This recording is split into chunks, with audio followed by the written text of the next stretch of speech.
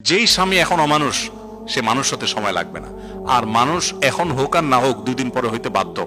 একজন মুসলিম নারী স্বামী যত জুলুম করুক, শ্বশুরবাড়ির লোকজন যত জুলুম করুক, সে কিন্তু রানী।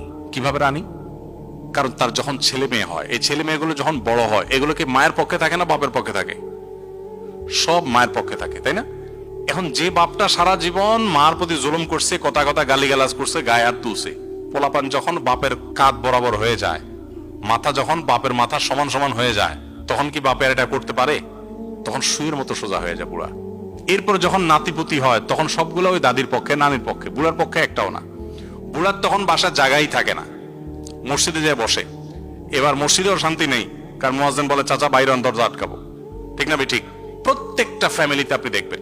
এই জন্য আমি আমার বোনদেরকে বলি, ধৈর্য ধারণ করে সংসারগুলোকে বাঁচাবার চেষ্টা করেন। ভাইদেরকে বলি, ধৈর্য ধারণ করে দাম্পত্য সম্পর্ককে রক্ষা করেন। হ্যাঁ, রেয়ার কেস হতে পারে যে একেবারে অমানুষ, কোনোভাবে তার সাথে থাকলে আপনার ইমান আমলই থাকবে না, তাহলে আপনি 1 জন 2 জন 3 জন বিচক্ষণ বিদগ্ধ আলেম মুফতির সাথে আলাপ করেন, পরামর্শ করেন, তারপর ডিসিশন নেন।